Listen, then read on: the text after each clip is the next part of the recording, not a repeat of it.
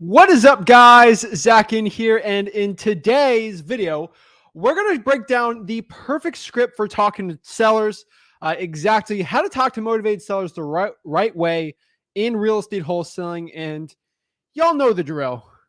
I'm going to show you everything you need to know about how to talk to a seller in person, over the phone, really, honestly, anything in wholesaling real estate you need to know when it comes to talking to sellers, how to qualify sellers, and really how to break everything down in real estate wholesaling. I'm excited today to show you exactly the right way, exactly how to do it for you to have the best success possible, because I get asked all the time, how do you talk to sellers? And this is going to be the perfect one today. We're on day 15 of the Real Estate Wholesaling Challenge. So this is going to be a really exciting one, guys. So if you're watching and this is your first time seeing me, anything like that, we are on day 15 of a 30-day real estate wholesaling challenge, where for 30 days straight, for day 1, 2, 3, 4, all the way to 30, I show everything in sequential order. The entire real estate wholesaling process. We're on day 15, which means we are ramping things up. Things are starting to get ramped up today, where we're actually learning how to talk to sellers the right way in wholesaling real estate. So I'm really excited about this, guys, today, and really to break down how to talk to sellers the right way.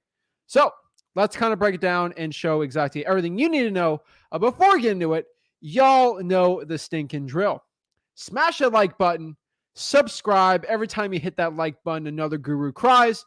So why not just smash that like button as many times as you want? So we're excited about this, guys. So if you're ready, if you've missed some of the lives, I think it's been like 4 or 5 days since I've been on a live. Drives me crazy. I'm excited. I'm jacked up today for the next as many hours as we need today to talk to people exactly how to get going in this business. So if you're ready to go, learn wholesaling real estate absolutely for free, how to talk to sellers the right way today, do me a favor, smash that like button and subscribe and get jacked up. Woo!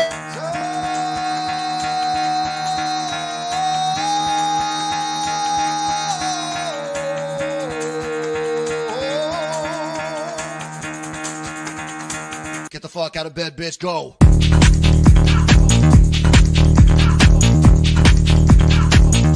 Get up, and then they got go.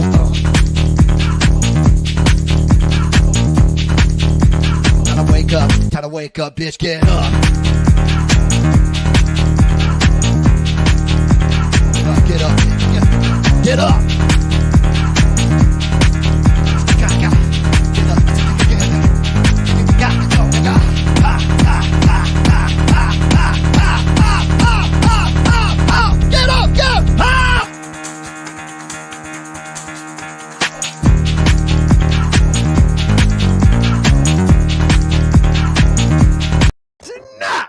Let's get it going, guys. We're ready right now to learn how to talk to sellers the right way in real estate wholesaling.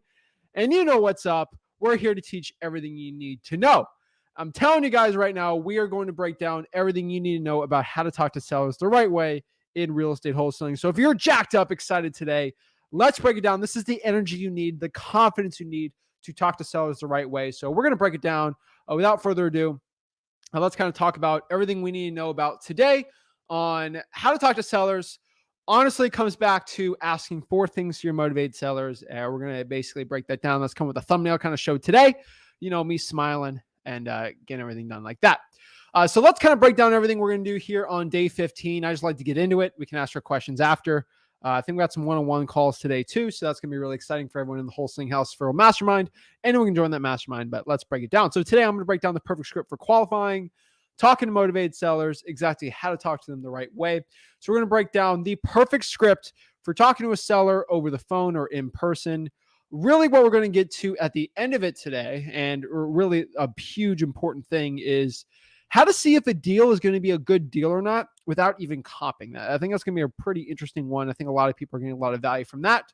And really, how to sort of become an expert when talking to sellers. It's pretty interesting and very valuable. So let's talk about one thing really quick. Why do we have to qualify our sellers? Why we must qualify our sellers? I think the first thing you have to understand is if you don't qualify your sellers, you are going to be, number one, wasting time talking to unmotivated sellers. You're going to have less time on actually closing real estate wholesaling deals. You're going to actually have less time with your marketing, less time with your cold calling, because you're just wasting time with serious unmotivated sellers at all. It is not fun. It is not something you should be doing. What we're going to really try to do is create a dialogue and rapport for understanding the deal and the seller so we can actually help them out in their situation. That is the goal here. So, what is the key here to talking to sellers, talking to motivated sellers, people who want to sell their property? How is it? So, number one, they must be motivated. I feel like this is something that doesn't get talked about too much in this industry, in wholesaling, but like, we're not here to waste time talking to sellers that are actually not motivated to sell the property. I think it's pretty much cut and dry. If no one wants to sell their house due to a reason, it's not going to be a good deal. I don't know why, but that's the truth. How do I tell if a seller is motivated or not? I think that's a really big one I get asked all the time. How do I tell if the seller's motivated or not? It really comes down to a certain amount of things. Number one, you need to ask the right questions. I feel like so many people don't ask the right questions, and they're like, they're stuck in their same old process in real estate wholesaling, and they want to blame somebody, right? And the honest person you should be blaming is yourself if you're not asking the right question. So, how do you tell if a motivated seller is motivated or not? You need to ask questions, and that's really how qualifying is. So, how do you talk to sellers in wholesaling real estate? Number one, don't be a salesperson. Don't be a saleswoman. Don't be like this crazy sales type person. That is not how you want to be in this business. You're not going to go too far when you got this salesy type thing. It's not going to give you good results. You cannot force the conversation. This happens way too many times in wholesaling real estate where somebody's just going to force the conversation, and it never, ever, ever, it never, ever works out well because they're forcing a conversation. And when you start forcing conversations, that's when your results in wholesaling real estate absolutely just get destroyed. You cannot be forcing this conversation. You have to just be genuine with your sellers, be genuine, honestly, to yourself. And here's the one thing I don't think a lot of people understand about this when talking to sellers, but act like you're buying a car. Now, this seems really weird.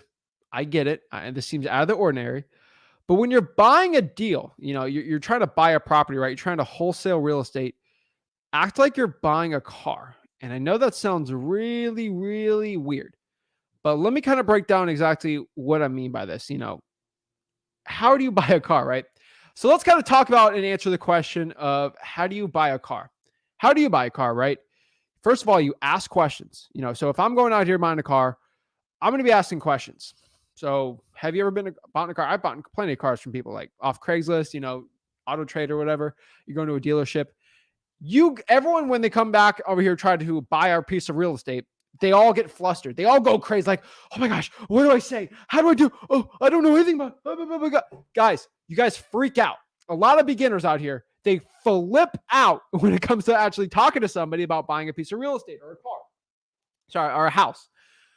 But y'all have gone here, bought cars, and you guys aren't sweating and so stressed out to go and buy a car. You guys are pretty normal about buying a car, and that's a little weird to me, because think about when you're buying a car, what do you do?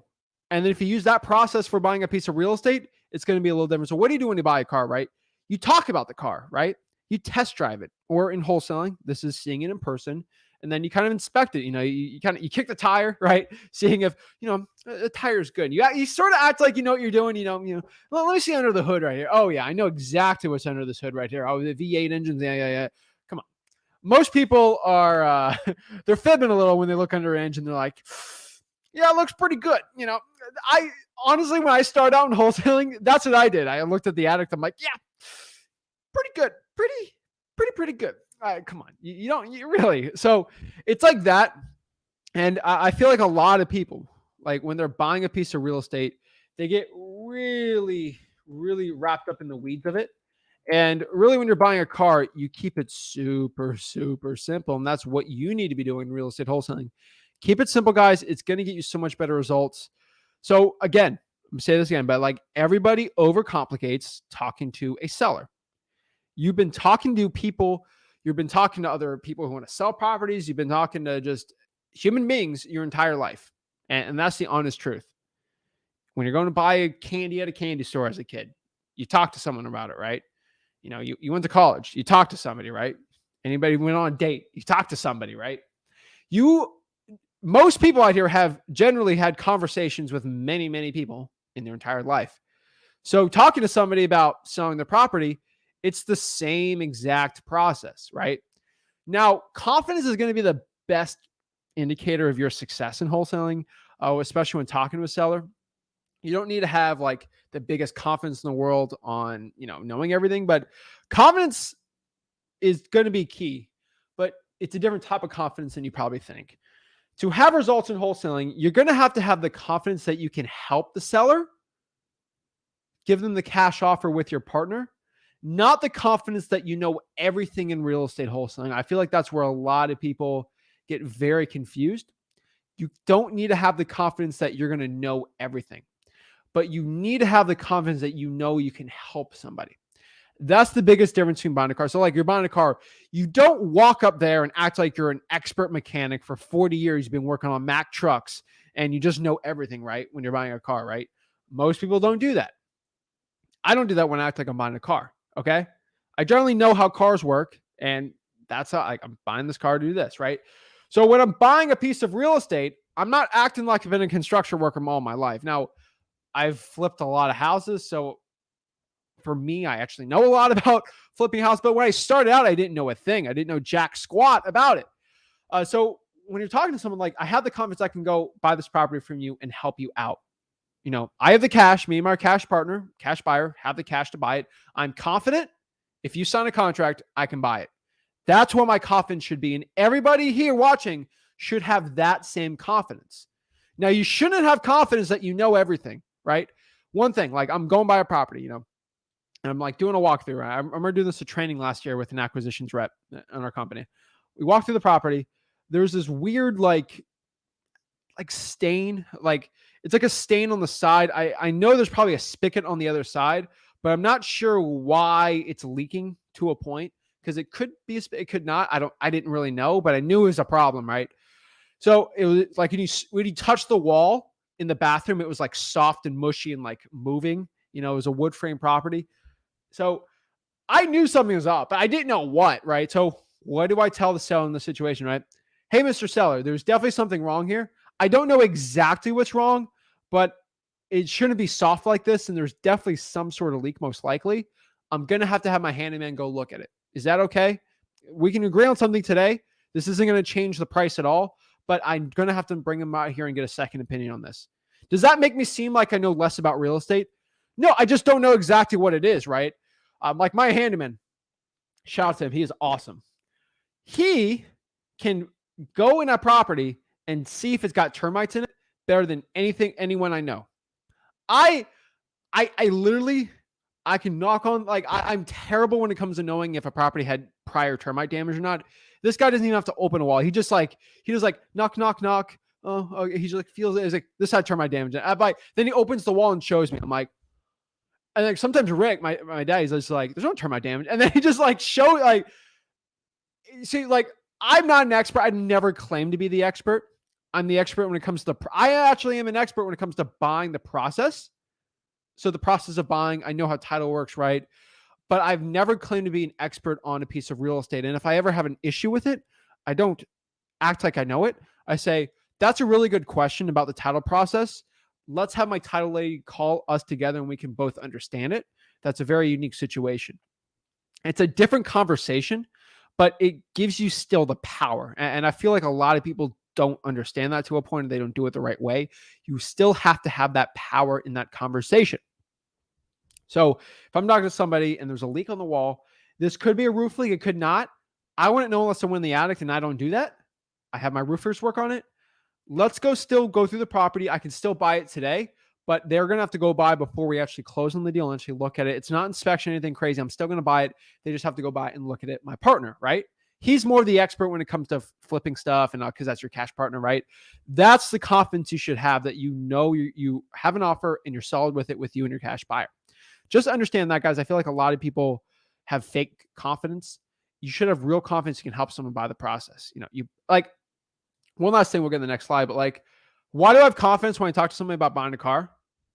Because I have $20,000 in my hand right now, which of a check, I can write a check, just buy the car cash.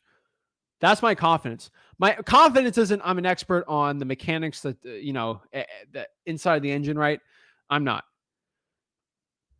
I'm not. But I have the confidence I can go write a check and buy it, right? And I feel like that's something that you need to have. That's a different type of confidence, but it's going to give you a really good result. So people really overcomplicate this. So let's break down my script for talking to sellers.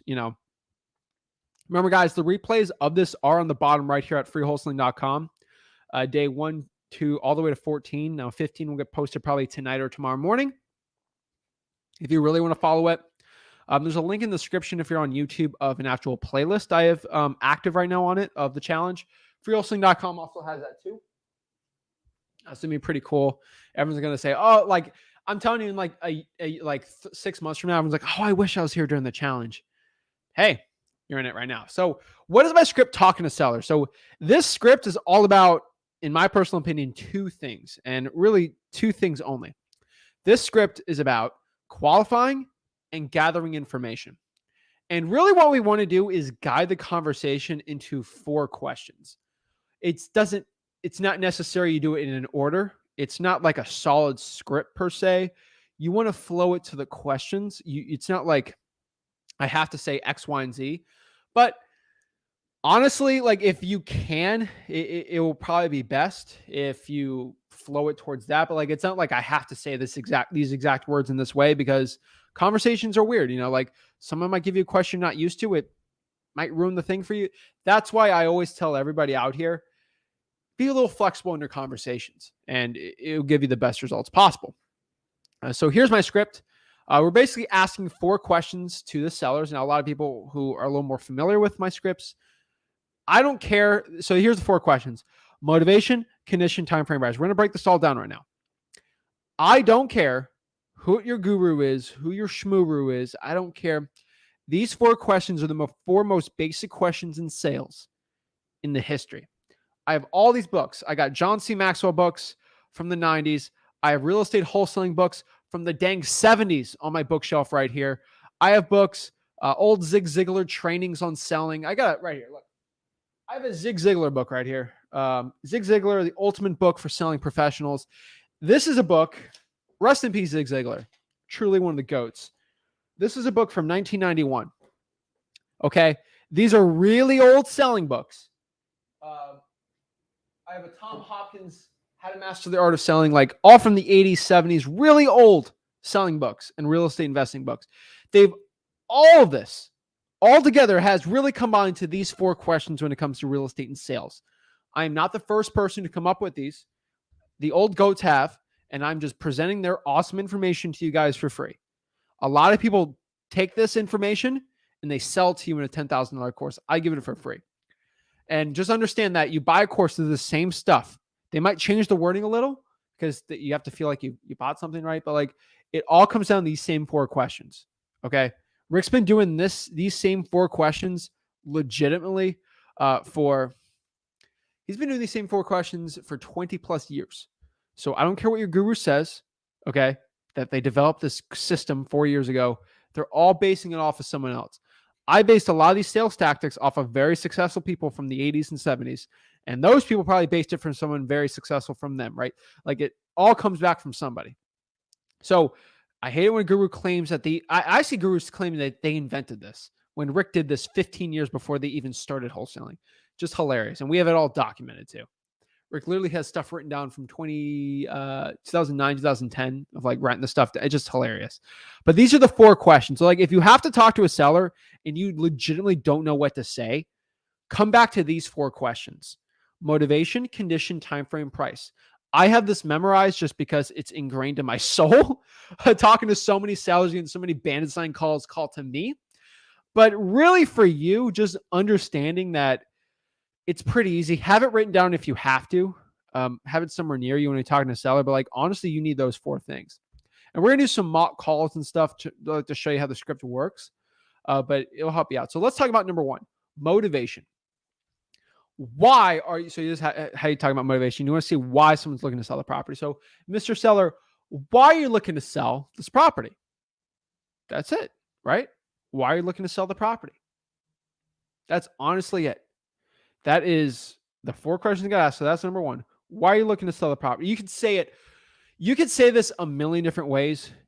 Develop whatever one you like, but it's like, hey, Mr. Seller, why are you looking to get rid of the property? It seems really nice. See, you guys have seen me on my live calls talking to actual live sellers over this. I've said this question probably 500 different variations, but it all comes back to the same point, right? How's your day going? How are you doing today? How's the what? Like it's very this same question kind of asked a million different ways. That's really what that is. So what is condition, right? Can you tell me a little bit about the property, the roof, AC, repairs? Does it need any updating? Now, I'm asking these questions for 2 reasons, like I've said before: qualifying and information gathering. One thing you have to understand when it comes to talking to motivated sellers and sellers in general is this is kind of a psychology law with sales too. This is something that kind of seems weird, but it's true. If you have somebody just telling you a story about their life or something that means a lot to them, and you act like you understand what they're saying, even if you're not even understanding the information. All right, let me give you an example. If I have somebody who speaks Mandarin Chinese and they give me a whole spiel about their life or their problems, and I nod and act like I understand it, and they just leave, they'll feel very connected with me, or rapport was built with that, right? Because I understand their story. It's kind of funny because someone knowing that you hear them means a lot. So that's one thing. So like if somebody tells you why they want to sell their property, you're instantly building rapport by gathering that information because they feel like you understand their situation. And it's very cool the way that works. Not a lot of people like understand that to a point, but it's absolutely true. So that's one reason why like we just asking these questions, not because it might even be important for the sales process. Frankly, I don't really care when someone wants to sell. So time frame, I don't care because I care to a point, but like I can write a contract for as long as, but it's more about their situation, right? So let's break down this too. So time frame here is, when are you looking to sell the property, right? Are they looking to sell within a month, a week, a year, right? So the point of condition right now is just understanding about the property, right? The condition of it, motivations, why they're looking to sell it. Condition is, how is the property? Time frame is when they're looking to sell. Is this something that has to be sold within a month, a week, a year, right? And then price. And price is the most delicate one. And frankly, might be shocking for most people, but out of all these questions, I care the least about price. So the way that I recommend you say about price is, how much do you need to sell the property for? Do you notice how I said, how much do you want to sell the property for? No, I said, how much do you need to sell the property for? Because if someone says, oh, I don't need to sell the property, I just kind of want to ish, probably not the best deal. Someone who needs to sell it due to a motivating circumstance, making them a true motivated seller, it's a lot better. It's the nuances in language just a little bit that work really well, because I might want to sell this house for 100,000, but I really just need to get rid of it for 40. You know, I want to sell my house, the house that I own right now and live in. I might want to sell it for $5 billion, but maybe I'm in a tax delinquent situation right now. I really just need to get rid of it for 100 and make a little money off of it, right? It's that tiny little like sliver of information you tell to that seller that changes the entire game. So I think a lot of people really confuse this a lot, and it's something that it's a small part of language, but it's definitely going to be the biggest change in your results and your success in wholesaling. So really, guys, like price is not going to be the biggest thing. The reason why I always tell everyone price matters least, because I can change price and I can't change any of those. So let's break it down from the top. These other ones, right? Motivation. I can't change your motivation, right? I can't make you not pay taxes, right? Like I can't change that motivation. I can't really change the condition of the house. I mean, I could, smash a baseball bat in the kitchen, make it worse, I guess, but like that's criminal. We're not going to do that. But like, or I'm not going to go fix it up and I'm not going to go spend my money to fix up. Like I can't really change the condition of the house. The house is the house. House was built in 1984. I really can't change that, right? Time frame. To an extent, you can change time frame, but like if someone needs to sell it in a year, they can't. So it's definitely a mess. So just understanding, guys, that the only thing you can change is price. And you need to once you understand that like if someone gives you a big price, like they want to sell for a lot of money, but their motivation and condition's good, it might be worth going there because you can change the price a little more if you go in person. The reason why I've said that is I've gone on I've done hundreds of deals like this where the motivation was insane. The condition, the condition was motivated. So the person was motivated and the property is motivated, right? Sometimes they're just crazy about the price. And I have to show them comps of why their house is not worth $1 billion. And then I just lowball them. And in person, they're like, I like you, Zach. Fine. Just get ready for this. And just because I went in person, I changed the price. I never changed the condition. I always made sure they're okay with that, right? But it's really fascinating the way you can do it. So if I've always done the math with our acquisitions people, we're able to salvage it's less than a quarter. It hovers between 10 to 15% of these deals. But if there's a motivating factor on the property and there's a motivating factor on the person, but they want like a stupid amount of money, we always go to the house because 10 to 15% of those deals, we always get the deal. And those deals are usually $50,000, $60,000, $70,000. If I hear it's a probate situation and the property's disgusting and they want too much for it and they're meeting with a realtor, we're still going to try to do that deal because 10 to 15% of the time, it's going to be a $50,000, $60,000 deal. And I got like 15, 20 of those leads. Woo! It's a lot of money. So just understand that, guys. It's like, it's not 100. So like if I have for example, my chance, if the property's motivated and the seller's motivated and they want, a little bit of a discount or a discount on the property, that's like 60, 70, 80% we're getting the deal, right? There's always never be 100, but like very high. Now, if they want too much, there's still a chance of why we still go out there. Now, here's the kicker. Because I've done all these type of things with my team, if there's no motivation in the property and there's a motivation in the seller and they want too much, that usually helps probably like 10%. Now, the worst one is when the property's clean, right? And the person doesn't have so if the property's motivated, but the person isn't motivated and they want too much, that's like 5. That's not even worth our time. So just understanding like that's how a lot of it works. That's going to give you the best results in this business. So price is very important, guys. So once you talk to a seller, right? So you gather their information, you sort of understand their situation, right? And let's say you're doing initial cold call, something like that. This is what you usually say to get off the phone with them, right? That's great, Mr. Seller. Let me talk this over with my partner to see if this is a right fit for us. And if it is, we can come by and take a look at the property, but only if it's a good fit for us. We just got to look at it, gathering some information. Does that work for you? I'm most likely going to talk to him and give you a call back, some questions on the property. Is that okay? That's it. Like I can kind of say that script like a million different ways, right? But the honest truth is you want to get off the phone because of two things. Number one, you want to act like you're not too motivated to go. So, because I've had this situation, this problem too, where like I have a good deal and I'm like, can I meet you in 30 minutes, right? You seem too eager. And when you seem too eager, you might not get the deal, right? You don't want to seem too like not interested, like, I don't think it's a good deal for me, right? That's probably not the best one. It's a little bit of like in between of like, we'll see if it's a good fit or not. Like I just gotta go by and look, and especially in like a moving market like we got right now, it's probably gonna be a little bit of both.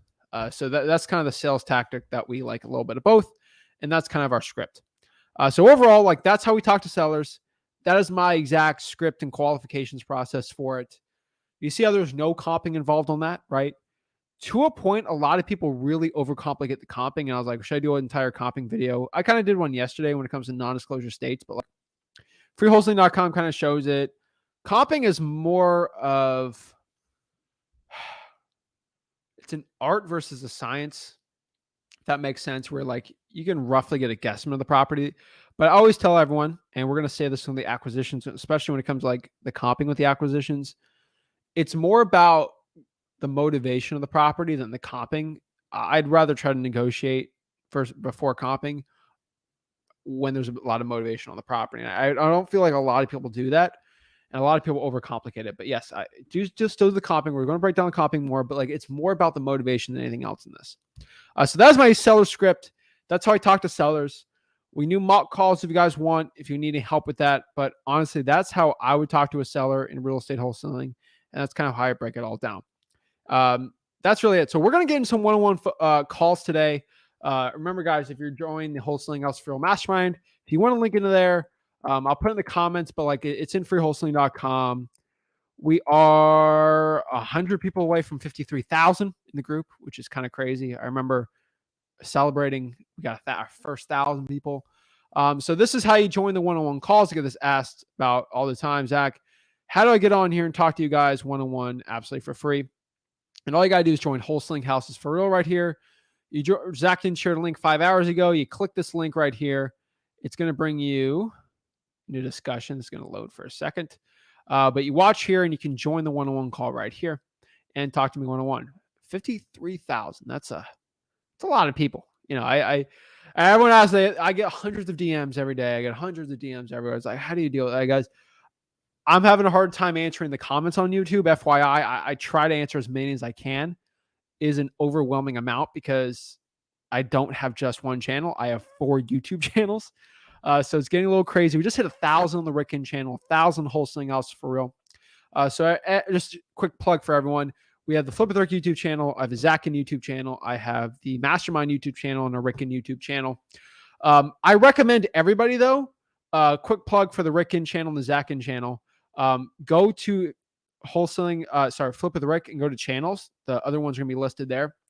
On the Zach Ginn channel on Monday, where this is a first, we are starting to release original content we've had before, but like really, really original content on the Zach Ginn channel that you're not going to find on anywhere else. Kind of a podcast format. We're going to start talking about on Monday on the Zach Ginn channel how to start wholesaling. Not going to be for part of the challenge. It's going to be a little different, but that'd be kind of cool. So they're going to call them Zach Ginn Originals, Rick Ginn Originals. They're going to be posted on Mondays on the Rick Ginn channel and the Zach Ginn channel. You won't find them on the Flip with Rick channels at all. So I think that's going to be kind of cool. I think we have enough subscribers. I think we have 13,000 on the Zach Ginn channel, which is kind of nuts. But yeah, so that's kind of cool. So FYI there. And the last part of business before we get into it is I'm going to have a link on the bottom here. We are actually hiring out a lot of people right now for our JVs. So I'm going to put this on here. Where is it? fliptherick.com/JV with me. And then I'm going to put it JV with me. So if you go to www.flipwithrick,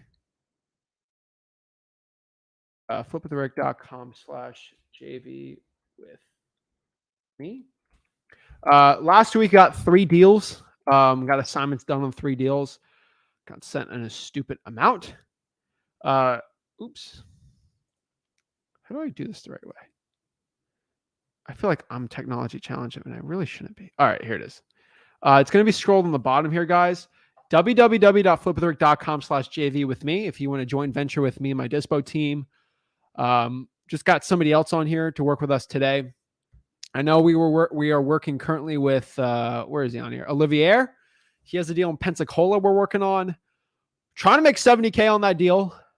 Some cash buyers are a little hesitant at that price. It's hundreds of thousands of dollars less than the MLS price. We're talking like 3 or 4 more people on there. I was actually helping him personally on that deal. I might have to have my Dispo person just on that because I can't spend 5 hours a day looking for buyers. But we're finally starting to push it a little more because we're going from 10 to 15 deals, which is just kind of me and a small team. We're pushing it hard to do 100 deals a month on JV deals. And that's what I'm trying to do. That's kind of the point of this channel, why we're pushing stuff really hard. So if you want to send us a real estate wholesaling deal, go to www.flipwithrick.com/JV with me. I know we never said we're going to be a Dispo company, but I think I have enough people they can Dispo for you. So if you have a deal locked up and you need help with it, we're going to be on there. They have their own criterias on it. So if you're in a population less than 10,000 for the county, we're probably not going to deal with you just because we don't have the buyers in place there. But I'm very well connected. I get a lot of deals sold there. But yeah, www.flipwithrick.com/JV with me, and we'll get it going. And obviously freewholesaling.com. The links to JV with me is in there too. So that being said, let's kind of talk to some people one-on-one, see how I can help them out in their real estate wholesaling business and help everyone out. Kyle wants to know if he answers questions or not. Kyle, Nah. Why are people on Twitch being mean to me? I don't know. What's up with Twitch people today? I thought it was I created a Twitch because I like 3 Twitch people said I would go on Twitch. I'm like, all right, I'm gonna be a Twitch guy now. Scott, what is up? You're muted, bro. All right, can you hear me now? I feel good. Oh yeah, what's up, man? Okay, cool. Hey, not much. I got on here super early so I could be the first one on because I want to make sure I could ask my question. I know. I'm the one who posted that big data sheet on the I group. remember. Yeah, and I was wondering if maybe you could give me a little bit of guidance on what to do with those numbers. Yeah, let me actually pop it up. Shout out to you, Yeah. man. This is why you got to join the Wholesaling House Real group. Scott's kind of a, I don't know, market wizard looking at things. I'm a data nerd. Yeah. It looked really good, man. The one thing I can tell you is that Detroit was off, but obviously I think you know that. If there's 660,000 people in Wayne County, there's a lot more than 5 cash sales. Right. But I think it's hilarious. But let's my main question on this, and throw anything you want at me, but you had mentioned before about the price ranges to look at. And obviously there's bigger spreads to be made on something that's 350, but you've got people who are more willing to come down in price when it's down like to the 100,000 range. Does that play more of a decision on these numbers of which market to go to? All right, here's what it is. Scott, let me be completely honest with you. Yeah. You might not like this, but like, how do you think, where are you? How do you think I figure out which market's good for me or not? You jump into it. I do it. I do 5 markets. 2 of them are going to be good, and I do that. Okay. I'm just being completely honest with you. What I said about how to pick a virtual market on the challenge, I've done the teenage success thing where I just find teenagers who are completely stupid, don't know anything about wholesaling, and they're somehow making hundreds of thousands of dollars. Think of me when I was 18, complete idiot when it came to wholesaling. I was getting deals because I was just in the right market at the right time. Right. So I look for those people. And those 18-year-old kids love flashing checks all day long, right? And Cook DM, hey, where'd you get that deal? Oh, I got this deal and blah, blah, blah, blah, blah. That's how I figure it out. The best market for you, honestly, is going to be none of those markets. It's going to be the one that no one talks about. I never talked about Beaumont, Texas, my first 3 years in wholesaling real estate. Never talked about it once. More and more people started doing it, and I kept watching kids making a ton of money. I found Knoxville. No one talked about Knoxville when I started YouTube. Me and Rick started. He actually came to me. Rick went to me and said, all these kids keep bragging about doing Knoxville deals, and they're complete idiots. Not in our group. And I started doing Knoxville. I started SMS text blasting in Knoxville because those kids never did that. Crushed it, right? And then it got saturated, right? So your best market is going to be a market with over 100,000 population in the county that no one's really talking about. I'm going to give you one. And it's probably not going to be a good one for you to do, but Fort Wayne, Indiana. No one ever talked about Fort Wayne, Indiana. Right outside of Indianapolis, 150,000 people, I'm pretty sure. ARV's under 150. No one talks about that. Plenty of buyers. You get the Indianapolis people out there. It's markets like that no one really talks about. I never really talked about Richmond until, kind of word got out of there. Word really never went out about Hamptons Road either, Fayetteville, right? Right. I only knew about Detroit because Rick actually had a lot of friends in Detroit and wholesaling that I just knew they had buyers. So I just started going there. It's done really, I mean, people are locking up deals for 50K and selling them for like 55, 60, but like, this is your little thing. It was really cool. It's interesting, man. So I still like Richmond, still the best one to me. Beaumont has peaked like crazy because of those hurricanes that went by. I could see it slowing down. I don't know. I know Exxon's like hiring like crazy. Like they're making more money than ever. So I know Beaumont, more of an oil place. So that could do really well too. It really depends. Fayetteville's always solid because that's a military town. The military is going to be spending money like crazy still. That ain't going to go anywhere. So it's really up to you, man. I like to stick to markets, like I've told you. ARVs that are under 200 currently. And markets that are kind of bigger and kind of not. I think one thing you got to figure out, since we're coming in a changing market, I want you to figure out markets where I actually did this. You probably watched it, and you probably might remember better than me. I did a list of all the markets that crashed the hardest in 2009, 2010. No, okay. If there's another real estate slowdown, if things go down 10, 20%, those are probably be the markets to be going after. Like my market personally went down 60%. It won't do that again because we're more solid now. My personal market, but it went down 60% because they built everything up in 2005. It's all new, all leveraged like crazy. Now, a lot of those homes are older now, so it won't happen. But Sure. like that was a great market for like 2 or 3 years. So you gotta kind of do your own research on it. Vicky's like, how about Gainesville's a great market. Shout out to Victor out there. He's my contact out there. He's destroying it. He's buying houses for like 100 and selling them for like 150. And Gainesville's a weird. I never got Gainesville to work, and I was pretty good when I was there in college. So it's honestly up to everybody. But yeah, I feel like you're overcomplicating it. It was this great data. Sure, that's me. Yeah, but you're overcomplicating it. And I've always said this, like a very, very smart, intelligent nerd type people like me, I tend to overcomplicate things and wanting to do it. Yeah. I've only changed as a person when I figured out that the best results, because I'm a data guy, analytical, right? I do things in real time. You, theoretically, that's where I started out. Where are the best places to be going after? Let me do my research before doing it. I found out if I just did 10 of them, I just threw darts everywhere, started throwing things at the wall. Something's going to stick and just go after that. Okay, that works. That's how I do my virtual too. So let's say we're going to go after Fayetteville, right? I'm going to do every type of government list in Fayetteville. I'm going to do texting, calling. I'll find someone to drive for dollars for me. I'm going to see which one works best, find the top 2 and just go after it harder. Like all of it in there. So that's how I figured it out. Perfect. Awesome. Yeah, it's great data though, bro. Like it's great data. I just think it's taking action is going to be your best spot. Yeah. Makes sense. Cool. Yeah, man. Yeah, any other questions? How can I help you out? No, I'm good for right now. I'm going to put that all in and just start hitting it then tomorrow. Let me write this down. Yeah. Scott, next week you're going to come on. You're going to tell me what market you got. Okay. There's no ifs, ands, or buts. You're just choosing it, okay? Got it. And what's the criteria? Have you written it down? Have I written down the criteria of that market?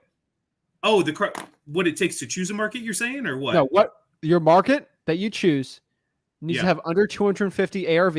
Oh, thousand. And right, and over 100,000 population. Population, yes. Yeah, that's it. Got it.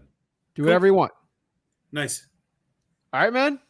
Okay. Don't tell. You're gonna have to DM me the market because I don't want it public if you find a good one. I don't want to do it either after all this. So, but I won't be going after there. But I'm just telling you, you got to take action. And so, okay, get it going, man. I got it. All right. Have a good one, man. Thanks, man. All right. Thanks for coming on early. Boom. Awesome. Next here we got Monty. Yes, sir. What's up, man? What's up with it? I just had a couple questions. Well, I got a deal locked up in Columbus. I just locked it up today. He signed the contract and sent it back. But this is my question. He said like it got a land contract on it or something like that. Okay. So I could still wholesale it with that, right? Depends on the deal. So you're gonna have to have time to look at it. But he said like that the tenants in there already broke the land contract lots of times, and the tenants, he said like you're gonna have to evict them for sure. But like I got a buyer that offered me. They already offered me like 130. What do you have it locked up for? 115. Woo! Okay. Yeah. Not bad, man. Not bad, bro. So, but the walkthrough, that's my question. He said the seller said the tenants are like they're just real weird. They're not trying to sell it. Well, not sell it. They're not trying to leave in general. So that's why he said like, but how do I do my walkthrough system? And we just evict them. Right. We're not in California during the panoramic where you can't evict anyone for 8 months, right? Like you're in Ohio. Mm-hmm. Pretty simple right now. Things have eased. Pretty easy to evict somebody. Like it's really, if Ohio's pretty simple in the Midwest, Michigan's a little weirder. Ohio's an easy state to evict somebody. So yeah, man, I'm not worried about that. I'm more worried about the land contract. I got to read it. And here's the thing, Lonnie. let's say you read the land contract. Between you and me, we might understand it, but we're not going to be experts on it, right? Right. This is why title needs to do it, right? All right. Let title deal with it, not you. All right. Say, hey, this seems all good, Mr. Seller.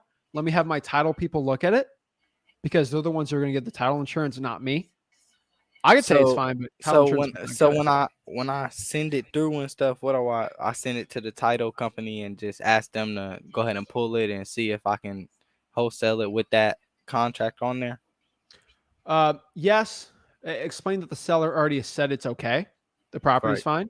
Right. And it is under a land contract. Talk to the seller about the question so you can get the clear title for it.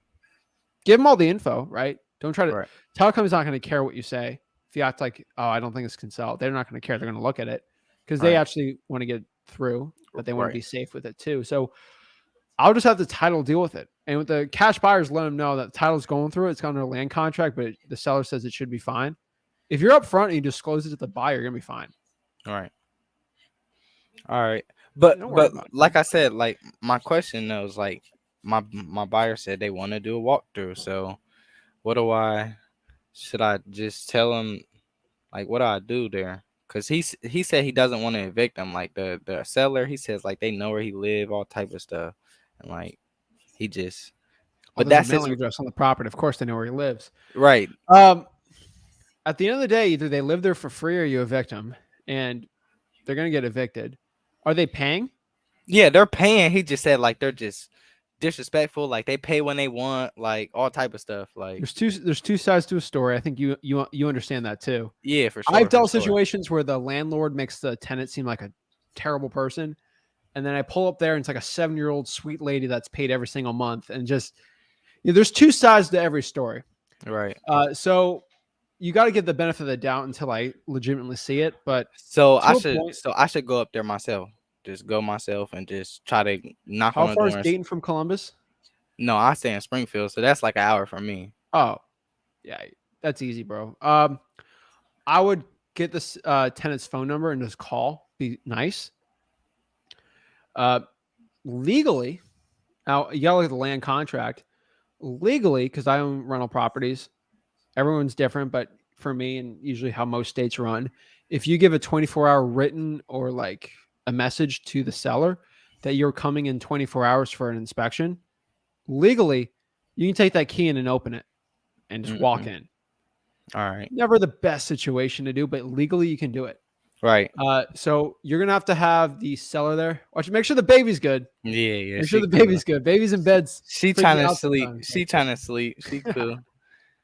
She just rolling around. She cool though. You're going to show her this video in 10 years when you're a successful wholesaler. Right. I'm going to show her where it started for sure. It's going to be fun. It'd be hilarious. But one thing I would do is, honestly, that tenant, the landlord, legally for most places can just get a key in 24 hours notice and get in there. So it won't be a problem. Now, if they change the lock, something like that, that's a different situation, but you can evict them pretty easy if they do that. Right. So you think I should have the seller evict before? No. But no. I mean, it depends, bro. Like they can, but he doesn't want to though. Like he doesn't want to deal with that in the first place. He just wants this money. Yeah, he just want to sell it and just get it. You feel me? And just he can only have two things, and that's why I always explain to these sellers. Either we do two things, okay? You evict them, and I buy this for $115, or I evict them, I take on all this risk, and I buy it for $105. Which one works for you? Right. Because it's going to cost at least $1 to $2 grand at most to evict them, but you're taking on risk, right? Right. So that discount makes you more money. You have to give some of that discount to the buyer too, but it makes it more attractive to the buyer. Right. Right. Like any buyer for an extra $5 grand, they'll spend $1 grand to evict someone. It's worth their hassle. Facts. So that's all. I always bring those two options. And 80% of the time with a bad tenant, they take the $10K discount so they don't have to deal with it. Okay, Dan. All right. I appreciate it for sure. So either they evict them and you do the walkthrough, right? Or do you keep them in there and you get that discount and it makes the buyer even more attracted to the deal? All right. I appreciate it for sure. That's all I needed. Bro, get that deal, man. For sure. For I think sure. you got your motivation behind you, right? For sure. I definitely do. You got it, man. For sure. Appreciate it. Appreciate it, man. Ask me any questions you got. Boom. Love it. Guys, we do it for family over everything, man. Like, that's why I tell everyone, this is why we do it. This is why we do this business. This is why we work our butts off. Not for us, right? It's for the family. And that's awesome. Benji, Hey, what's up, man? what's up? How are you? Good. I like your jersey, man. Love it. Thanks, man. Yeah, no problem. So I've been reverse driving for dollars, man, in the Florida heat, man, killing me. But I got a really good lead, man. I stuck it on the seller's door, and she wasn't looking to sell her property, but she was looking to sell a property she inherited through probate. Yeah, man. Bro, and I tell you what, I comped this property, and like ARV is like 330, and I asked her, I said, what would you guys need out of the sale of the property? And when she told me, dude, my jaw dropped. She said 150 to 180. I said, oh my goodness. I didn't say that to her, but in my mind, I'm like, that's crazy. There's properties super motivated. AC's dead. It hasn't been kept up. They can't keep up with the mortgage. They're trying to move 3 households. And they're all ready to go. So it's 4 of them on title, and they're ready to go. So it's super motivated. My only question is the seller needed roughly 60 days after close to like figure out the logistics of moving 3 households. So I just don't know if that's too long, and I just wanted your opinion on it, really. So anything's creative with wholesaling, right? Right. The one thing I always give leeway in exchange for one thing, and this price, kind of like you saw beforehand. Right. If I have to deal with a tenant in this situation, if I get a reduction in price, I can make it work, right? Right. For that big of a discount, you can push it a little. Well, did you get the deal locked up? I'm going on appointment tomorrow. She's supposed to contact me tonight because she has a busy schedule working. Got it. I called her last Thursday, then I called her again yesterday, and the conversation went great. No problem. She had questions. I answered it. And she said just because she's busy working, she'd call me back tonight and then let me know when I could come over for the appointment. But she was already telling me in advance that it would probably tomorrow evening. So beautiful, man. What I'm going to tell you here, honestly, is if their price is 103. So did she tell you that over the phone? I asked them, what would you need out of the sale of the property?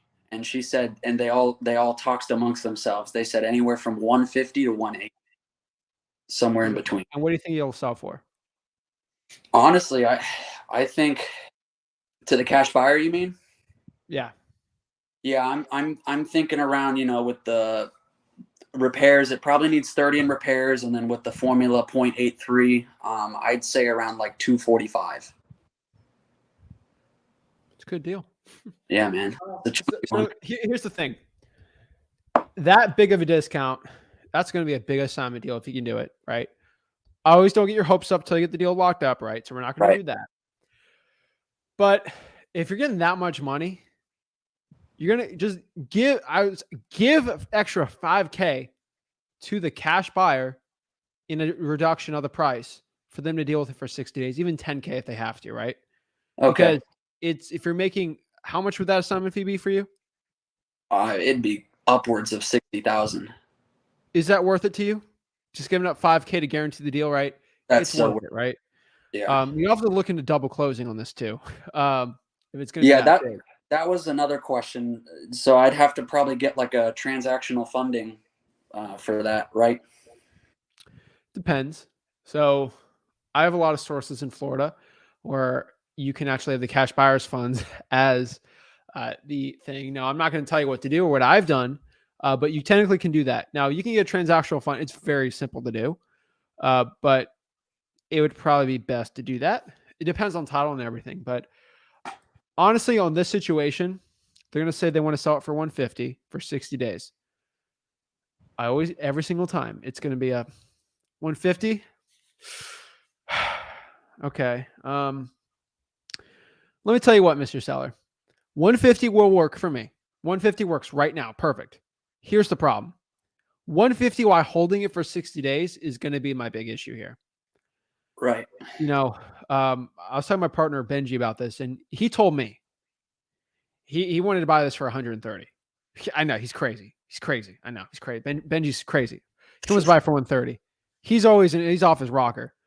I'm realistic. I think 150 works, but if I get it for 60 days, Benji's going to come out. He's going to be super mad at me for buying this thing for 150 and holding it for 60. So you got to give me something, right? To come back to Benji so I can tell him I tried, you know. I mean, can we just like meet in the middle? If I do it for 60 days, 140, does that work? Right? Like, you got to shift the focus. You're not too far off because you're already making enough. You're a little lower at that. And for 60 days, you have to give something up. So I think 10K reduction, you give 5K to the buyer, you make an extra 5K. I think it's a win-win for everyone. Yeah. And that extra 5K will pay for whatever transactional funding or whatever. Right. And that's how I'm looking at it too. Like you always got to give something up to gain something. So, I mean, and just make it, you know, very fair for. That's the thing too. So they said 150 to 180 because there's, I think, 90 left on the mortgage, and they can't keep up with it. So yeah, and you can always explain like there's a lot of unknowns with the AC. There's a lot of unknowns with the plumbing. There's a lot of unknowns here, right? And so that's why my partner came up with that, and he's not seeing it right. Blah blah blah blah blah. So I would go for not an insane low ball because you get too greedy, you're gonna get slaughtered. right. I like I would not be greedy right now, but I'm still going to be very still try a little. You know, you definitely bump it up if they got to be 60 days. That's honestly what I do. That's my opinion. So yeah, you got handed this deal here, and I'm just glad somebody took my advice. Yeah, man, dude. Trying for dollars. This one, if I get under contract tomorrow, I mean, this one obviously is a cakewalk, but they're not all going to be under that easy, and I completely understand. But man, the reverse driving for dollars, man, it paid off. Like it wasn't even her property. I just asked her, like, "Hey, would you happen to have any of the properties you'd consider an offer on?" Bing, like right there. And How many postcards did you do? So I did lot violations, and I put out, I think, 120. I stuck them to the door with double-sided tape. It was an index card. I can run them through my printer. Just type it, boom, boom, boom, boom, get them out, and then just stick them on the door. How many calls do you get back? I would say I got about 12 calls.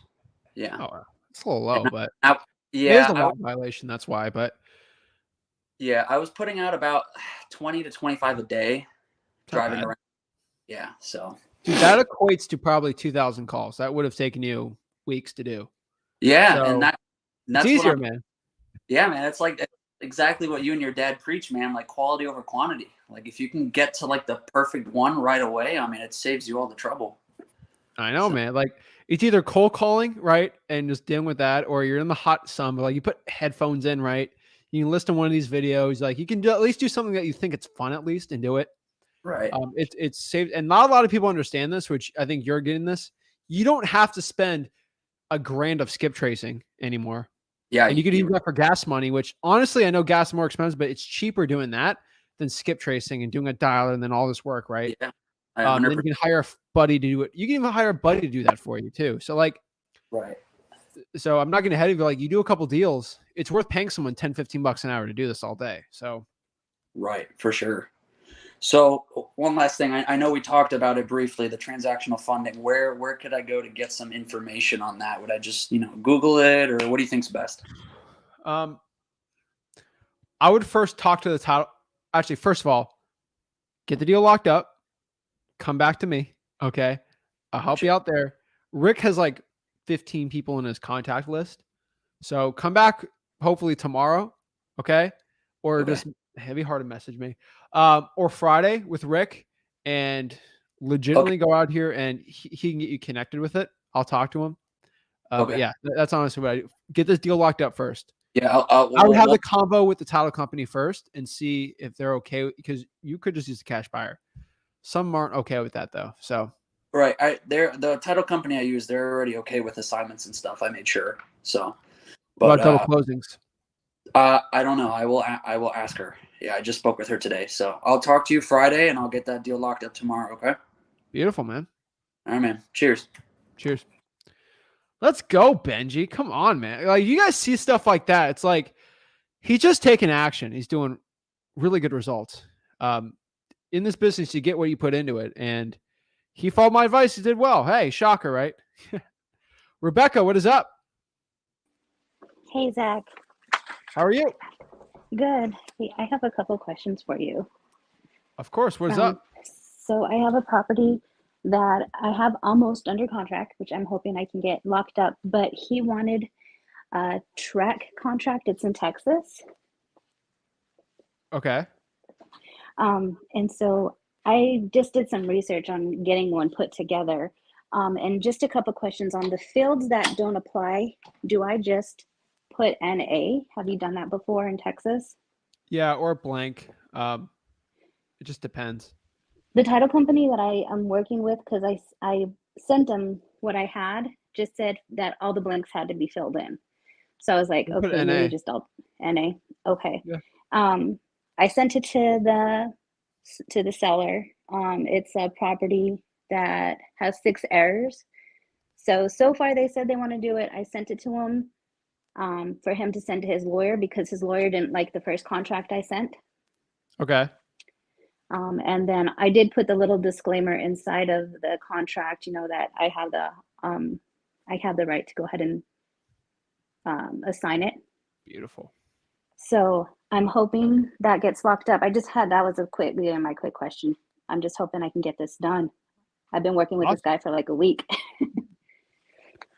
Get it done. I just take the action, and I kind of ask first, and I do first and ask forgiveness from the title company usually. But if you ask the title company and they tell you this, and then you do it, they can't be upset with you with doing it. So yeah. Yeah, I was just kind of I didn't know where to find a title company that would work since I'm doing it virtual. So I was kind of like trying to find some title companies in the areas that I've been working in. Yeah.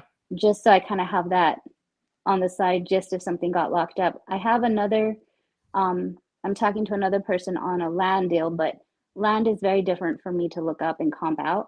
Oh yeah. But I have a buyer that is looking for land. And so I'm trying to work and get that deal. Awesome. So we'll see how that works. I just want my first contract. Got 15 Get more it. days, You got right? this. All right, Zach. Well, thanks so much. Appreciate it. Have a good one, Rebecca. Let me know what happens. I will. All right. Got it. Awesome. Keep it up. Keep it up, guys. Like you got so many guys starting this challenge. You're getting so close to getting that first contract. We're getting there. We're getting there. We're so stinking close. So many people. Benji's so close. Rebecca's close. Scott needs to get his market done first. Everyone's getting closer and closer to getting their first deal. It is exciting, guys. We're getting closer to it. This is awesome. David. Hey, what's going on, Zach? I'm blessed, man. How are you? I'm doing great. Just wanted to check in with you, update you on what I'm doing over here, see what you thought about that. Awesome. What's going on? Yeah, man. So yeah, I'm doing probates in my area. It just hasn't been too exciting. Sometimes I'm changing up my strategy a little bit. I'm trying to do them daily. I felt like that's better because I was going back a couple weeks and I started noticing that some of these properties are already listed, or I just wasn't getting any results out of it. So today I called somebody and they already had listed with a realtor, and I really didn't know what to do there. I was just like, hey, would you still consider a cash offer? And they told me, oh, go talk to my realtor. So I just didn't know what to do there. I usually don't do on-market properties. Yeah. Never found. For sale by owners are the only ones I do. Okay. Yeah. So I only did that because I did a $50,000 FSBO deal, and I'm like, fine, I'll keep doing them. So, and I've done a lot of deals on these lives on them. So, on market, usually never. Gotcha. So avoid the list. I say that there's guys out here doing super well doing on market. It's just not my forte, and for a lot of newbies out here, I don't think it's the best. Gotcha. Okay. And then I did a little bit of for sale by owners on Zillow, and I talked to one lady, and she told me she didn't have a timeline to sell it. She's like, oh, I'll sell it when it sells. I don't really want to budget on the price. So I consider that not motivated, right? No. Like I've said, they need to have the motivation, and they also need to have the property motivated. Now, she's not motivated. That's the problem. Even the property might, but she's not. Gotcha. And okay. David, you're going to get a lot of this right now, especially when markets start shifting. Miami's one of the more overpriced markets in the state, where there's always like I'm still doing deals now, so it's fine. But I do encounter sellers that they don't see prices are shifting and they still think things are up. Now the media is actually kind of like, I've been watching a lot of like CNBC, CNN, Fox News, like all these channels. They're all starting to talk about interest rates going up and property values going down potentially in the future, which is good. But it takes time for these sellers to understand that. So they're all still in la la land, and they're always be in la la land, bro.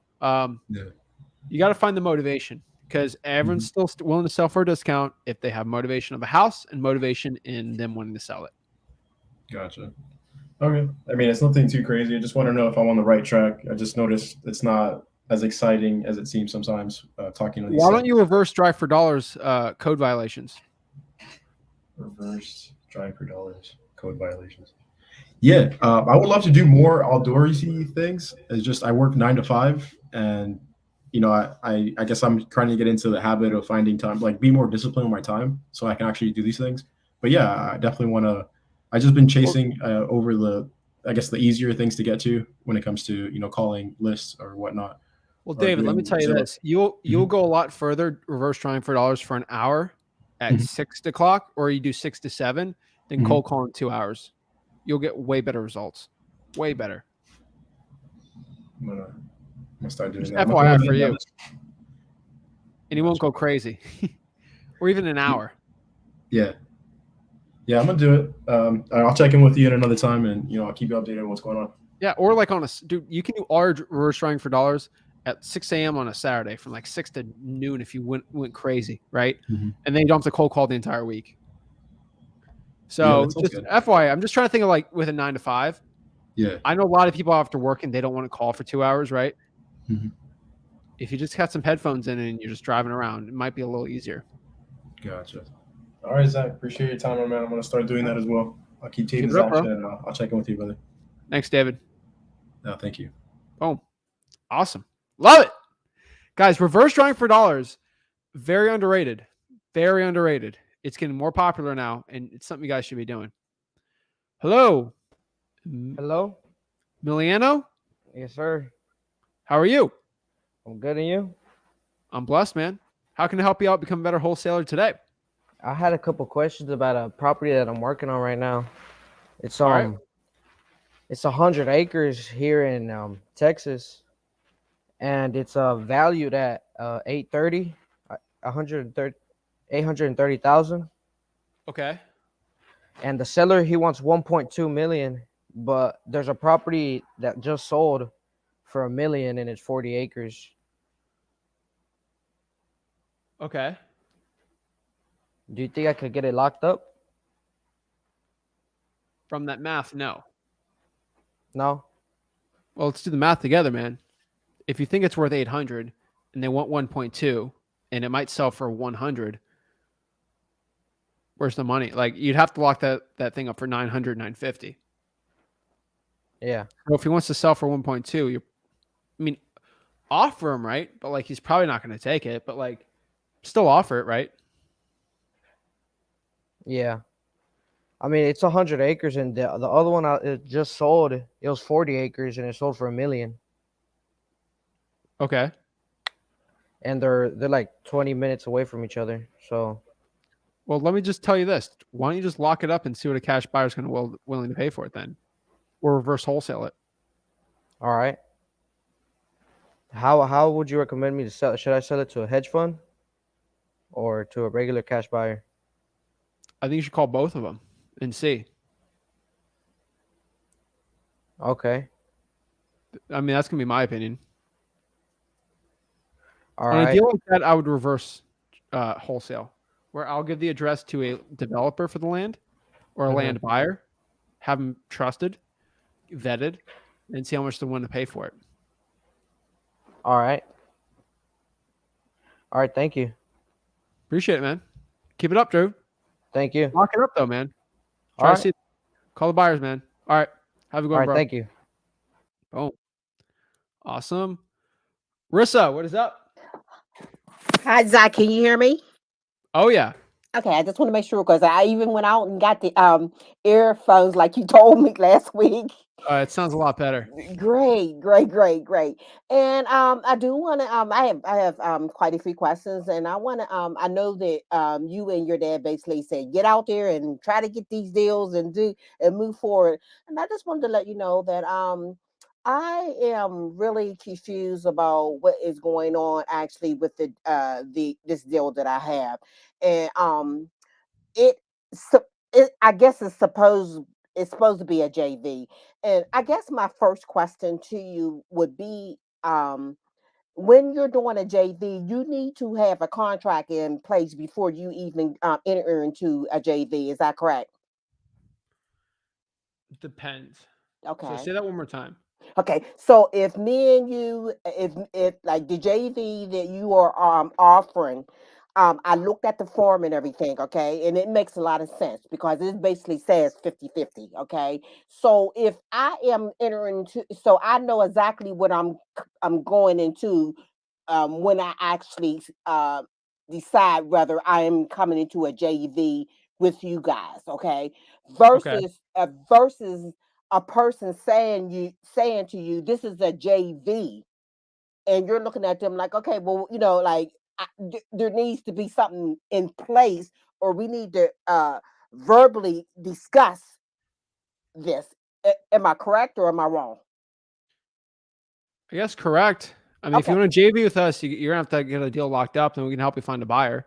Okay, but I'm not actually referring to you in general. I know you're part of it, and I understand exactly what you're saying to me because you basically you put it out there to us, like stating like this is the actual process of what you need to do in order to JV with us. I understand your process thoroughly.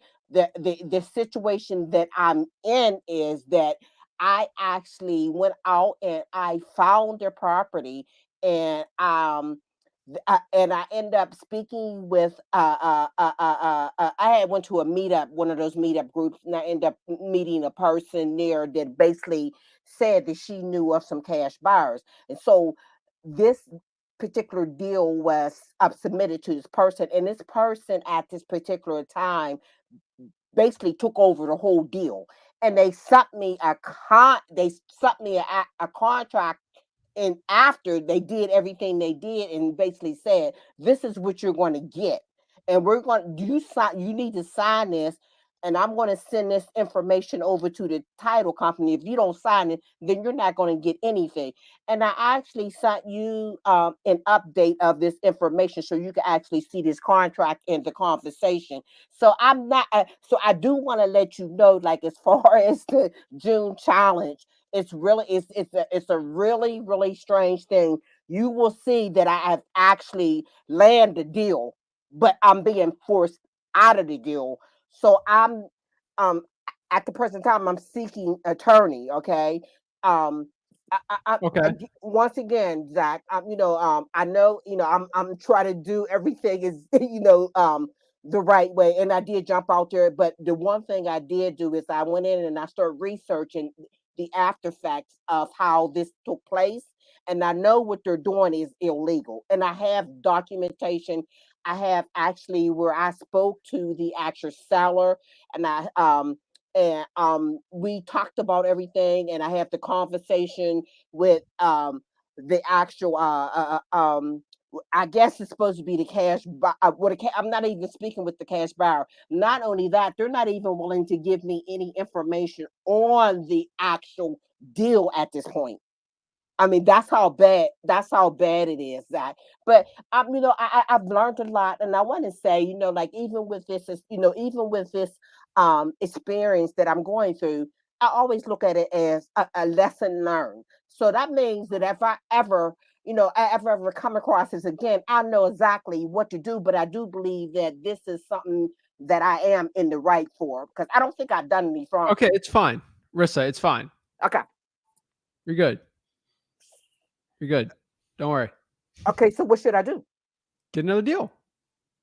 Okay, so they're asking me to sign this contract. Should I sign this contract for this little bit of money? I'm I'd not. have to look at the deal. I uh, honestly I'd have to look at the deal. How much would the assignment be? $600. For the assignment? You mean what I'm going to get out of it? They're saying that they feel that even though I bought them this deal, that I only should get 10%. How much? So the assignment's gonna be $6,000, Yes, and they're trying to get you $600. that's it. Is this a well-known person? Pardon me? Is this a well-known person in wholesaling? No. That's number one. Okay. The reason why I like javing with people is if I did something like that to you, my whole reputation would be destroyed. Okay. Thank you for. So that's FYI for everyone out here. If you're going to JV with someone, make sure if that person screws you, their entire reputation's destroyed. Okay. Okay. Okay. Number two, you brought the deal. So Right. did you lock it up? That's what I'm saying to you. I had told the actual guy that I was speaking with, hey, you know what? I spoke with the seller and he's willing to do this. Yeah, you didn't lock it up, right? I did not actually lock it up like I was supposed to. He said, she said. So you messed up. Just being honest. Was this a big company? No. Okay. But the title company is. So what you need to do is, I'm not going to legally tell you what to do, because legally there's always two sides to the situation. I think you're right, but you never know in a court of law, right? It is not worth doing a lawsuit over this. I've walked away from bigger deals just because I didn't want to deal with it. Number one, I could tell you is if you didn't lock it up yourself and your name's not on that contract, there's really no paper trail. So your protection's destroyed because you didn't do that. Now, if you sign something, a joint venture agreement showing you agreed to split the deal if you bring it to them on this address, did you? No. You got no protection. Okay, but they're calling it a JV without a contract. They don't have anything in writing, and I have documentation of this. Rissa, I'm going to say this in the nicest way. Okay, go ahead. You didn't listen to my advice, and now you're getting screwed. Okay. And now you're asking me how to fix it. Okay. It's like I never told anybody to take a baseball bat to their arm and break their arm, and then ask me how do I fix my arm. It's like, right? Okay. If you're going to JV with somebody, you have to there's either two things when it comes to a JV. Either you lock up the deal, and then you're looking for someone to bring you a buyer, or they lock up a deal and you bring the buyer. You are being a bird dog at this point, and that is not JVing. You just send leads. Okay. You get paid accordingly.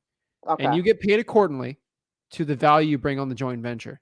You bring somebody a deal is worth a lot of money, but it's not nearly as much as if you locked up that deal and brought it to them. That's an extra 5%, but that's everything. Okay. So honestly, my opinion is I would take the $600 and leave, because that is a bird dog fee. You did what a bird dog would do, and you're getting paid accordingly to that. If you want to get paid as a wholesaler, you lock up the deal, because then you control it. Okay. So even if I, like you said, even attorney is too small of a deal to even do that. You get an attorney. You never locked up the deal. Your rights aren't there. Okay. So even with the documentation that I spoke with back and forth with this actual person, that wouldn't stand up and that wouldn't help either. Okay, Rissa. Okay. Go ahead. Let me answer this. Okay. This stuff like this happens every month for me. Okay. I have my acquisitions team, right? Okay. They try to lock up a deal with John Smith seller. I have another competition wholesaler that tries to lock up the deal, and they go with John Smith they go with Johnny B wholesaler. Okay. Should I sue Johnny B wholesaler for locking it up, even though I was in negotiations with him? No, right? Okay. I can prove I was talking to him. I didn't get it locked up. Okay. The true damages legally is the equitable interest in the deal. Okay. And that's it. Okay. You're gonna have a lot of issues with it, because even if you locked it up, Rissa, you probably don't have the money to go close it yourself, so you can't even do damages from there. I talked to a lot of lawyers. I've been screwed on a lot of deals. Okay. And I only truly feel like I get screwed is if I lock up a deal and then someone tries to put an affidavit and screw the title on the deal for me from buying it. Okay. We're a bird dog here, and you're getting paid as such. Okay. Okay. So you know what? That's what I need. That's basically what I needed to know. I messed that up. I assumed that I did. Try to save some time. Okay. And it blew up in your face. So I'm saying this nice is what you just got to lock up the deals. Okay. I mean, it's like this person wouldn't lock this up before I could even do anything with it. So I understand. That's up to you. When I send something to a cash buyer address, Mm-hmm. I'm taking a risk that they try to blow up my entire deal with the seller.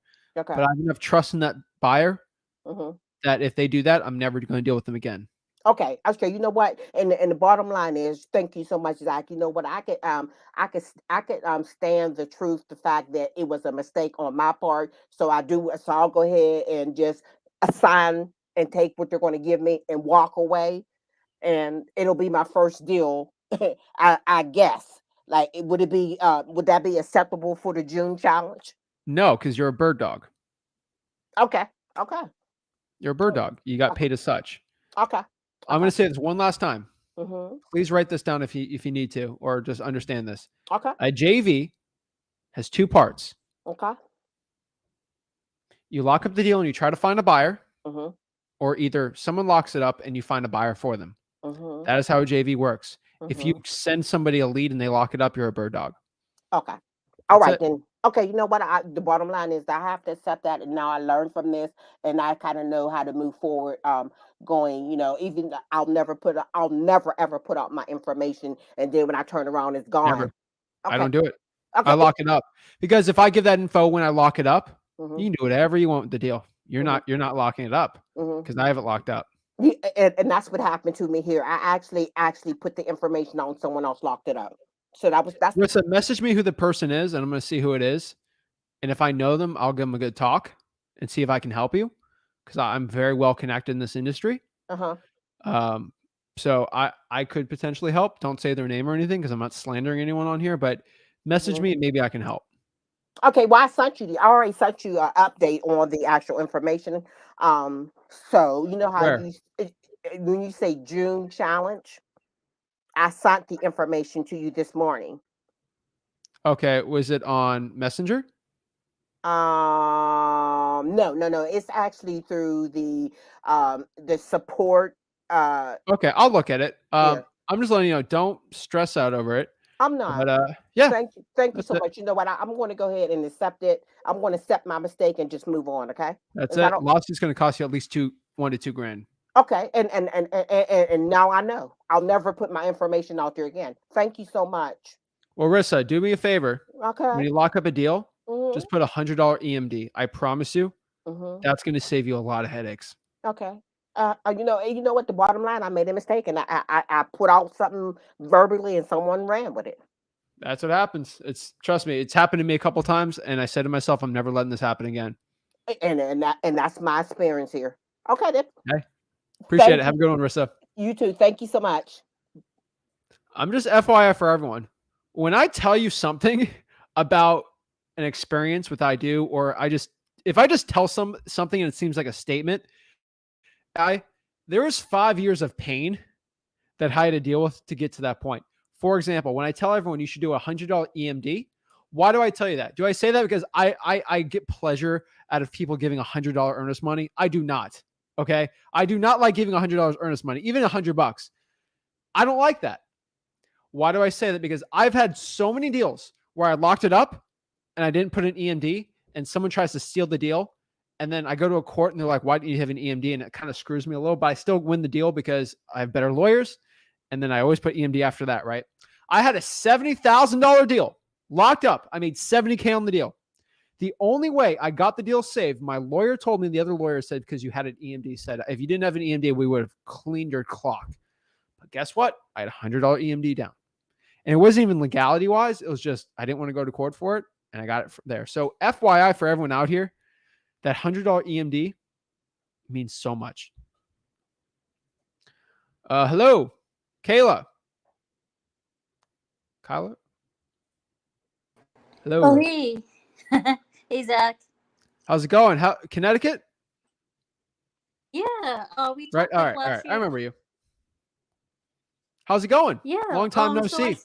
Good. How are you? I'm blessed. Yeah. Well, I stopped a little bit, like during the winter stuff, and then I just got back into it, for this June challenge.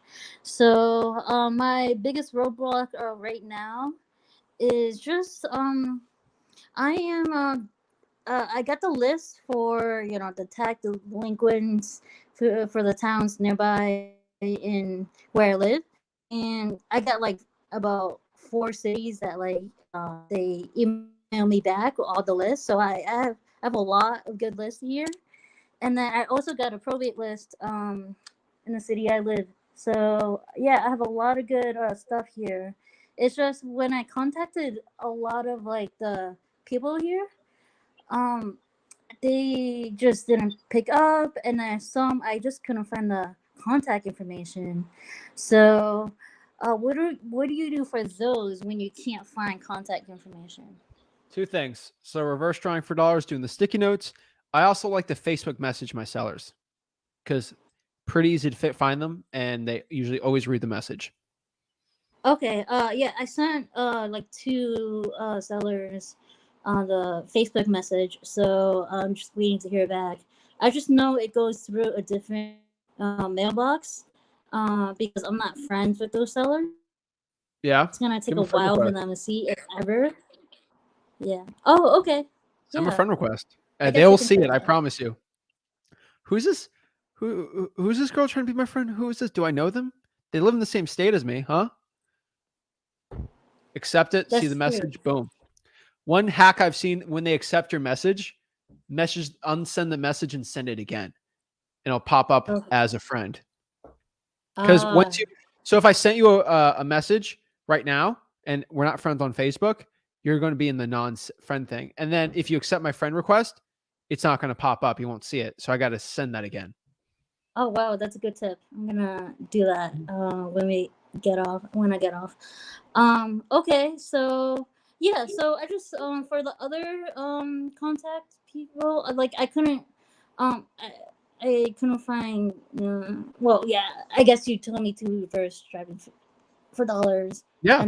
and send sticky notes. So I'll do that this weekend, and hopefully I'll get through these people. There's one really good property. I last weekend I just went to a lake, and on my way just saw a house that was boarded up. So so the house is very motivated. It's just finding the I don't know her phone number, which I couldn't find on the internet. So All right. yeah, so I'm just gonna keep on contacting these people, and hopefully I can get through them because I have a lot of good lists here. So Awesome. yeah. So what happened? What I didn't get a deal yet, but I tried a lot of things before. So right, for right now, I'm just being more specific with my time and money, and being more careful. I think the last year when I first started, I was just doing everything all at once. So I Yeah. think that was my biggest issue. And I spent a lot of money on just bad lists and Simplify it. marketing. Yeah. Simplicity fails. Complexity fails. Yeah. So, but I got a good government list, so which I Go didn't after it. do before. So Beautiful. yeah. So yeah, I'll contact you when I do get something under contract. All righty. Let me know. All right. Thank you. Thank you. Boom. All right. All right. What is up, guys? What's up, Zach? How are you? I'm blessed. I'm blessed as well, brother. Yeah, sorry about BK doing a little spam. I was working. I would have tried to prevent her spam? jumping on you so much. I know that you guys are there to help us, but yeah, we got some interesting stuff happening actually. Yeah. What's spam? What do you guys need help with? Was it on Messenger or something? What was that? Was it on Messenger or something? I've messaged you a couple times, but it's okay. You're busy. Yeah, like no, in the 200 chat. In the messages a chat, I saw that she was like jumping in the chat. I was like, If you wanted to talk to me, but this is the best way right here. That's what I was telling her. That's The exactly best what way. I was telling her. I get But 200 messages. We got All a right, lot of what's up? good stuff happening right now. Like, Tell me. some good stuff. I'm meeting with the seller tomorrow morning, actually. Okay. Pretty deep. I would say very motivated right now. He's a flipper. He's told me he flipped about 15 or so properties in the last couple of years. Some circumstances came up where he's kind of in the middle of a flip right now, and now he wants to totally bail out of the property. I haven't discussed what I want to buy it for, but he told me his price already. He told me right about 150K is what he's all in at right now. Okay. If we're looking like ARV, I would say probably right 260 270 to 270, right around that range comfortably. I'd say like that's maybe even a little bit more on the conservative side. Here's where stuff gets interesting. He's got approval, or he has plans approved for remodeling the whole inside, which was a tear down, which is essentially like totally gutted right now. It's totally like bare frames. It was a 3-2, but he has plans to make it a 4-3. Ooh, okay. And the plans are already approved for the 4-3. Yeah. And for all the other work that he's going to do with it. But he told me that he's in at 150. The ARVs that I'm pulling are only based on 3-2s.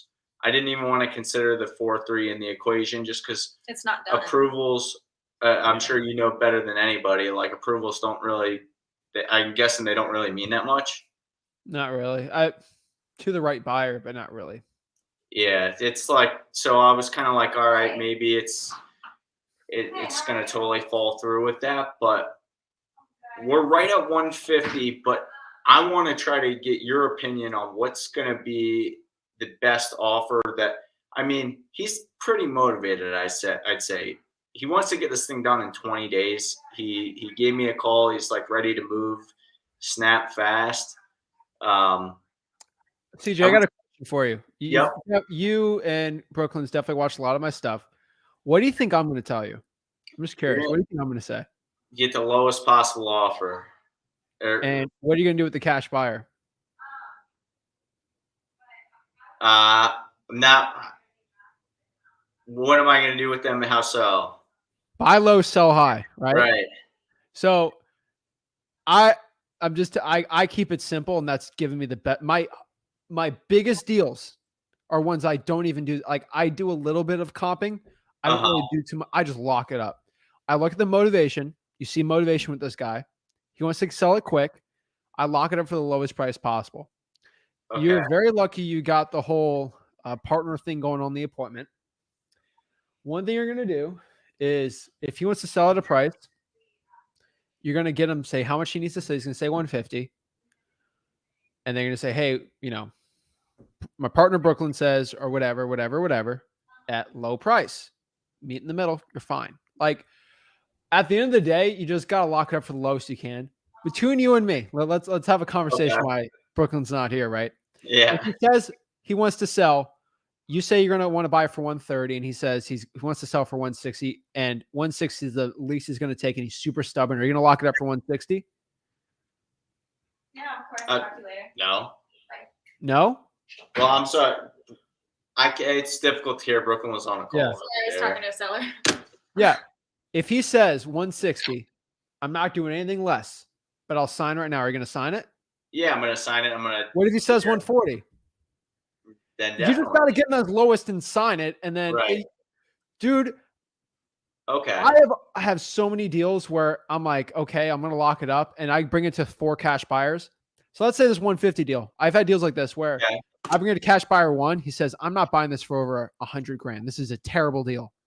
Terrible deal, CJ. Deal number 2, I'll buy this for 150. Sorry, cash buyer number 2. Cash buyer number 3, I'll buy it for 170. And cash buyer number 4 says, I'll take 200 all day. If you just focused on cash buyer 1, you'd had a terrible deal and you're a terrible wholesaler, right? Cash buyer number 4 makes you look like a genius. Did the deal change at all? Just the buyer. Yeah. So your deal's dependent on the buyer here. You need to lock it up for the lowest price you can. Okay. Remember, even if it's 165, you're probably going to still lock it up because you just got to bring it to a buyer, right? Okay. Obviously, you should get under 150, but lock it up for the lowest you can and call as many buyers as you can and try to sell it, right? Okay. No, that's what I was thinking. It was that easy. That's kind of what we were basing it off of. But I was a little hesitant on.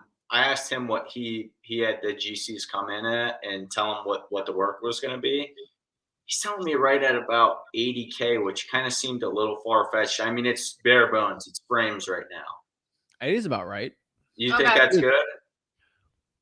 Have you ever dealt with the GCs currently, man? They're stupid. Yeah. Stupid. A GC. All right, I did a flip right now. Cost me 20K. Bare bones. I got my handyman. Like, they're working decent price. Right. A GC would charge me 60 to 70K to do that. I do it for 20 because those general contractors are just, they got a lot of fat going on. Like, what I mean by that, not physically, but like, oh, I'm going to charge you $15 an hour, but I'm going to charge you 20 and they'll make 5. Like, they're going to charge a stupid amount. And until their jobs start going lower, which they will, their prices are going to go down. Yeah. I've had GCs tell me it's 100K to do a house and it cost me 30, right? They don't know. But it's bare bones. So, dude, at the end of the day, it comes back to the cash buyer. If a cash buyer thinks he can do it for 40, then it's fine, right? So at the end of the day, you just got to bring the buyers through, right? Is it vacant?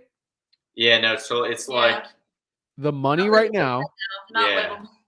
The money right now is getting the thing locked up, getting a lockbox on it for your partner to go through, and because it's bare bones, you have this excuse. Hey, I have handymen want to go through, maybe a flooring people, just to give us maybe quotes on it. So okay, if I put a lockbox after you get it locked up. So get it locked up. Don't say this before because you already got locked up, right? Is it okay if we put a lockbox? What Brooklyn should do, or CJ, have the lockbox already in your hand. Right. So it's kind of like, okay, because it's already in your hand, right? Right. Oh, if you have to go out, get it. No, but like if it's already in your hands, like, oh shoot, right?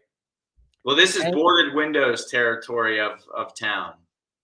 So get a like lockbox. if you're doing a job, they board like all windows are boarded up tight because people will go in and break. Yeah, so put a lockbox on there and say, since it's on a lockbox, we want to go in and I check on it once a week, twice a week, whatever. Make sure it's safe because maybe it's a rougher part of town. Right. And what you're going to do is bring as many buyers as you can through there. Okay. Right? Realtor with cash sales, everything. We're going to throw the kitchen sink at it. So what you're going to guys do is, when you're going to lock this deal up? Tomorrow morning. Okay. We'll go on the live tomorrow. And I'll break down. I'll give you a list of 10 things you got to do tomorrow once you lock it up. Okay. Sounds good. Do you guys have a lockbox? I'm about to go buy one at Walmart. Buy one at Home Depot. $20. Depot. You can return it. Return we it. got I don't Lowe's care. right there. Yeah. Get Lowe's. You can return it. Just have it in your hand once you lock it up. Right. So just one of you two just walk up to them while you're looking at the house and just have it there. Because it's kind of like, oh, shoot, fine. So that's what I would do there. But lock it up first and we'll talk about cash buyers. But the lockbox makes you have so many more people. Okay. Awesome. Yeah. And then question about bandit signs. So this actually was a lead from a bandit sign. Beautiful. If bandit signs aren't technically allowed and we get a call saying they need to be taken down, do we need to take them down? But let me give you a theoretical. I'm not going to tell you what to do. Okay. I'm going to tell you what, some stupid kids did in the past in my market, that were a little younger. I'll give you a theoretical. Okay. I'm not going to tell you what I did, but I'll tell you what people I know do. It's a threat.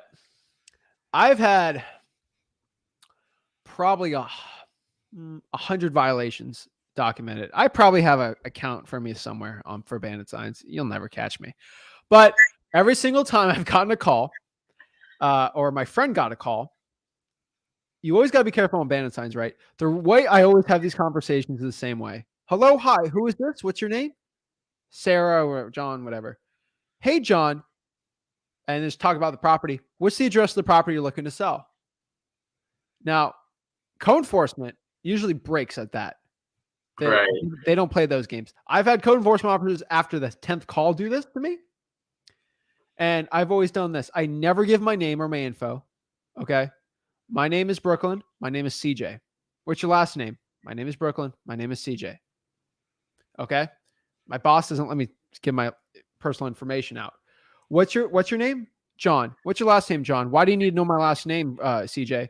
Well, to see if you're the owner and get information about the property. Oh, well, my name's blah, blah, blah. They won't do it.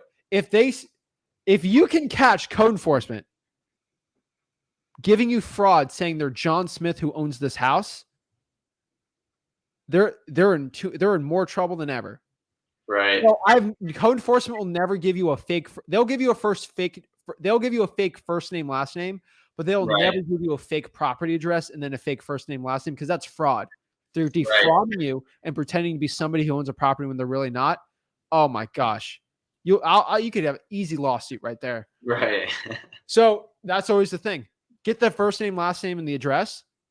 If someone refuses to give that to you, first of all, they're not motivated enough. Right. And number two, they're probably code enforcement. And we're going to ask, hey, this is code enforcement. Who is this? CJ. CJ, what's your last name? My name's CJ. What's the company you work for? I get banner signs. Hey, who is this? CJ. What company do you work for? Well, I'll go ask my boss. We just buy houses. My name's CJ. We buy houses. And they'll be like, well, CJ, do you have a boss or a manager I can talk to? No, I just get the information and I just email it out. Well, can I get their email? Well, or do you look to sell the house? I'm going to get in trouble if I give them an email and no one wants to sell their house. Okay, fine. Always say that and I've always done this too. No, sorry. My friend's always done this too. I might have done this in the past. When code enforcement calls me, I always say this. It's like, I'm just working. Like, I'm just a guy answering the phones. Like, why are you trying to nail me? Like, I'm just the guy answering the phones. I don't even I don't live nearby. Like, why? Because they're going to be like, well, this isn't the guy. Right. Right. And that's the thing. Hey, those are some quality pointers, my man. That's why we tune in all the time. Because the reason why I say that is because there's people that call me and says, I gave my first name, last name, my address, and my information. Now I have a $1,000 fine. What do I do? I'm like, why? So if you do that, you're fine. Hey, man, we appreciate it. Yes. We're going to let you know how it goes tomorrow. Let me know. Okay. Sounds good. We appreciate it, Zach. Have a great one, guys. You too. Awesome. All right. Next here we got Anna. Hey, Zach. I've going? been messaging you on Facebook Messenger, but I haven't heard from you. I know you're super busy. I got a property. I got a property and I don't know what to do with it. I want to JV with you. I know you sent the link, but the thing is that this is a broken down house on a 4.19 acre of land. And what the lady wrote to me, I'm going to read it to you, is approved for 20 independent homes. The plans are submitted, reviewed, and approved by the city. The lot was deforested and existing home is being improved. You can let me know the offer. We can talk if it's in the price range. Are you a buyer or realtor? So basically, I told her I'm a buyer, but I don't know what price to give her because last year she purchased this land for $1,135,000. That's a big number. Yes, it's a huge number, but it's approved for 20 homes by the city. I mean, should I be going into it? This is my first deal, or should I stay away from it? Yes, go after it. So they bought it for 1.3. You said 1,001,035. Okay. Do you know? I have an idea how much they're looking to sell it for? But that's the thing. I've been asking her like 2 times in the text messages going back and forth. Can you tell me the number? And she keeps on referring back to me, telling me you give me the number. So, and I don't. Perfect. Anna, you're stuck here. And there's 2 ways to get unstuck here. Number 1, you're gonna have to call them over the phone. Okay. I'm scared. I'm like shaking. I'm talking to you and I'm shaking. Why are you scared? Because it's my first deal and I understand it can be like huge because there's like it been approved for 20 homes. And each home we looked up in the area. It's really nice area out here. Each home sells for between 500 to 800K, with the 500 being like shitty houses, like really bad houses. So basically, if they're brand new homes, I'm thinking around the 750, 80, 800. So I know it's like, Well, kind of like the conversation I had with CJ and Brooklyn before, which you heard. You just got to lock it up and try to sell it. And that end of the day. So that's already established. So let's establish, first of all, why you're nervous to talk to them, right? Yes. All right. Let me ask you a question, because I talked to you last week, right? Yeah, you did. You said, quote to me, as I remember, I got a decent memory, that about your husband and you're working with him and you love him and you love spending all your time with him, right? Yes. So I think it's safe to say you love your husband, right? Yes. Did you have a first date with him? Yeah. Were you nervous? Not really. It was online. I brought it from Ukraine. Oh my gosh. All right. Well, most people are nervous. Or even Yeah, nervous I with them, understand. right? Yeah. Of course you were nervous, but it was worth being nervous for, because it ended up being a good result. Yeah. That's the way you got to look at this. Of course you're going to be nervous, but the end result is way better than being nervous, because you would have had that regret. So the point I'm trying to make is you just got to do it. Is there Okay, any but what underlying number reason? do I give her? Like, how do I do this math? Because I mean, if they sell 20 homes at 80K, it's a 16 million. You know what I mean? It's not worth 16 No. million. Your best case scenario, you sell it for hundreds of thousands, but that's best case, right? Like, you're not going to, you could potentially, but I don't see it like that. What I'm going to tell you, your best situation is a deal like this. It's interesting. You're going to have Would your, you JV with me on it? yeah, we can JV with you. This is one where you're going to have to, I would have a lawyer write up a contract on this, because when you're doing big boy, big girl money, you're going to have to be pretty legit with a lot of stuff. And that's the thing. That's why I'm terrified, because I don't know what the hell I'm talking about. Well, you know what I mean? You watched the Like, beginning of this video. It's like buying a car, buying a piece of land, right? Yeah. I want to buy it. This is You the make price it I want sound to so buy it. easy. Because I've done it multiple times. But Yeah. at the end of the day, if I don't get the deal, it doesn't end everything for me, right? Like, Okay, I what want if she's gonna ask me for proof of funds? What do I do? And I don't have that money. Do I run to you? I don't care. I'll give you proof funds for $3 million. I don't care. Okay. Okay. If you be confident, you're probably not going to have to deal with that, but we can give you a proof of funds all day on that. Okay. Now, with this deal, you should call them, have a conversation. Are they local? Yes, driving for dollars. Beautiful. All right. So It's off market for as long as I know, and it's really awesome. What's her reason for selling it? And she just bought it. We looked her up on. She's a doctor, so I guess just brought it to invest in it, and just wants to sell it, not deal with it, kind of a thing. From what I understand, you know what I mean? Because she purchased it, like she said, she got it deforested. It's all kind of ready lot, sort of a thing. There's one old house on it, and she wrote that it had been approved by the city for 20 independent homes. So okay. So Anna, she's kind of working on it. Send us the JV on this. But if you send me the JV, you're going to have to promise a couple of things. First of all, we can help you lock it up, but you're going to have to be the person that locks it up, because you're going to get the best price meeting the person in person. Oh, you're going to get the best price.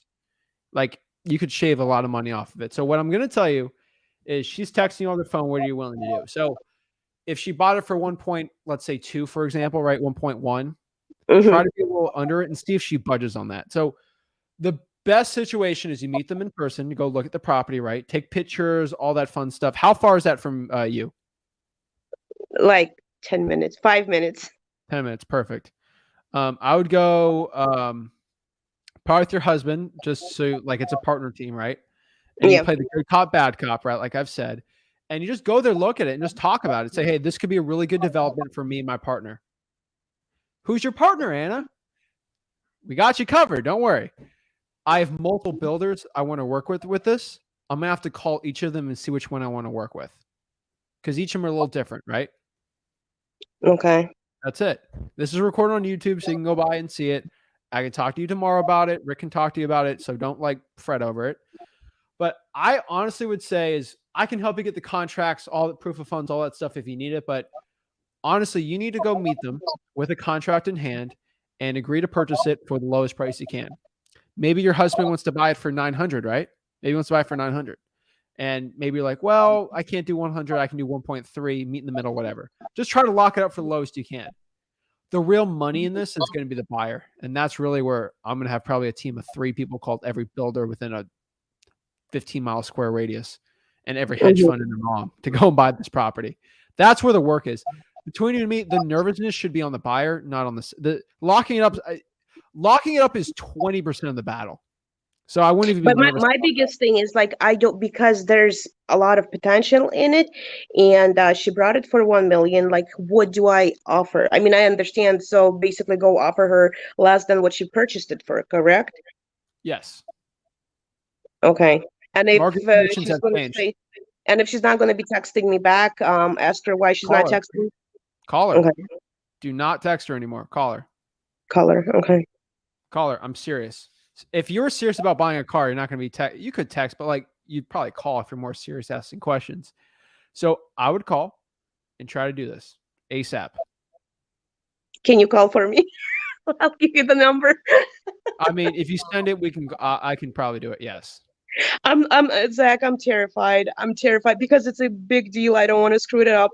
And I'd rather JV and get 50 off of it, than let it slide between my fingers and not have it. All right. And how about this? I'll call. I'll make a video on this, record it for everyone. And then I won't post it though. Okay. Okay. Yeah. But guess what I'm going to do on that call? I'm going to set up an appointment with you and your husband to go meet them. Okay. And then you're going to lock it up. Awesome. Okay. Oh my God.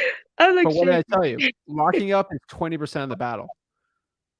I probably have to do 1,000 cold calls to even find a buyer for this, but it might be worth it. At the end of the day, a buyer might not even want to deal with it. Okay. But it might seem like a good deal. I want to the thing is that like in our area, what I'm talking to you about is it's constantly being remodeled. Like the streets are being remodeled, the sidewalks, like it's growing. It's not going down. You know what I mean? It's becoming a better city. So that old houses are being brought out and built with like the new houses. So like we can see. I've been living here for 10 years, and I see like huge difference in the city when I started living compared to now. Yeah, interest rates are going up. I'm not like, you can send me the deal. I'm not like excited about it because I don't know. I'm gonna have to underwrite the deal and see if this is something that would be work or not. At the end of the day, I don't know who's going to buy it or what price they're at unless I actually call enough. So send us up. I'll call and set up the appointment, but you're going to have to go out there and look at it. And yeah, all I can tell you is we're going to try to lock it up for the lowest price we can and then sell it for the highest and see if we can do anything. So that's the play on it. Okay. So what about due diligence period? How many days should it be? 60 to 90 days, honestly. For that project. Oh yeah. It needs I'm gonna have to soil testing, all the surveys, like the buyer is gonna need all of that. So yes, hands down. So to be on the safe side, do a 90-day with her? I would say 60 to 90 and then write 90. Okay. And another question, how do I get a hold of you? That's the only way, like you said to the other guys, that's the best way to get a hold of you is you're talking to me right now. I get 200 messages a day, so it's kind of hard for me. You'll be in our CRM for the JV deal, so you'll probably talk to someone on our team or me. So just submit the info on the deal there. But I don't have a contract. You want me to put what I know, like the address? Yeah, I don't care. It's under contract. Just I remember. I'll remember the name. Just put you and your husband's info on there, and it's a $1.3 million property in California for land. I'll get alerted very quick. So yeah. Okay. All right. I'll so excited. All right. Thank you so much, Zach. Send the deal within an hour, and I got the camera right here, and then I'll record the call or whatever. She probably won't answer me if she's a doctor, but she texted me back around like 11 p.m. and it was like weird. I'm like, why is she like texting me so late? And then when I went up and looked up her info, she came as a doctor. So I'm like, oh, well, that's why she texted me so late. Probably just got off her shift or something. Yeah. So send that over and then we'll get it done quick. Okay. All right. I'll do it right now. I'm doing it right now. All right. And then Awesome. what's your husband's name? Terrace. Terrace? Yes. Tell him I said privet? Private? Privet. Privet. Tell him I said privet. Awesome. Thank you, All right. Zach. Have a good one. Bye-bye. I'm trying to learn to say hello in everyone's language, but that's, I think, hello in Ukrainian. I hope I said that right. Whatever. All right. Jonas, what is up? What is up? Yeah, so we got spring break here in Sweden, so I'm marketing a lot more. Awesome, man.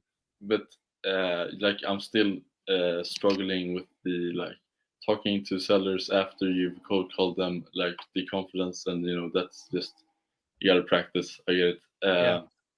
But so with the land in Georgia, like last time I talked to him, I said, okay, I can give you a 5,000 earnest money deposit, and I can you can probably sign the purchase and sales agreement at the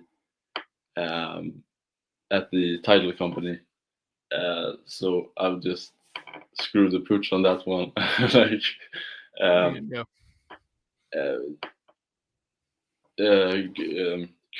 could I also do like Anna, like, because I think they are pretty motivated. Like his wife says, we want to sell. Like if maybe the JV thing. Yeah, like maybe if one of your team, like, oh, we're just gonna do 100 EMD. That if Yeah. My team has to look it up. If they think they can sell it, they'll tell you. If they can't, they won't. We won't sign anything unless we don't think we can sell it. Yeah. All right. Like she's in Stockton, California. There's a lot of builders there. I gotta look where in Georgia. You send it, we'll underwrite it, but like that's the point. All right. Yeah, send it over. We'll look at it, man. Yeah. And the link is in the live chat, right? Yeah, I gotta put in the description, but just go to freewholesaling.com. There'll be a JV with us on the top, and you just click there. Yeah, really nice. And also I have some quick questions. I'm trying to stretch my budget a little bit more, so I've switched to PropStream script tracing. That's good. That's bashment. Yeah. And I want to request the water list, the water shutoffs. I'm pretty sure that they're gonna find me, because it says like there's a really big disclaimer that they do find people. Maybe like, I don't know, a couple of bucks. But what address should I write? Because I don't want to go to some. Should I just write my address in Sweden? That's gonna be a tough one. I would find a local wholesaler and use their address. Just being honest. If you get it from Sweden, because you're technically not a U.S. citizen, they're probably gonna like find a loophole around it. Yeah. So and the filters on PropStream for cash buyers, do you just put cash buyers and then like recent sales within the last year, or so I like to go by cash sales. Filter, sale date, past month. That's my favorite. Oh, okay. I like to filter for like a vacant land. I'll go by vacant land, right? I can play with all that, right? That's what I like to do. And is it normal to when you have 200 contacts, like maybe just 10 people answer and like 5 of those were the actual homeowners? Or yeah, sometimes it depends on the skip tracing. But yeah. Okay. And yeah, that's all. Thank you so much. Awesome, man. Thanks, Jonas. Thank you. Have a great one, man. Awesome. Let's see here. Any questions we got? We're going to the chat really quick. She says she spoke with Zig Ziglar on a stage. That's pretty cool. Polo, what question you got? Let me know. Or Palo, sorry. Wholesaling also is for real. That's how you join on here. Diamond says live was very informative. Thank you. I appreciate it, guys. Yeah, let's go see if she can send, if Anna can send that deal over. We'll see if we can lock it up. I'll keep the cameras hot on so we can see if I get this thing locked up. But yeah. Orange County, probably no. not the biggest fan of that.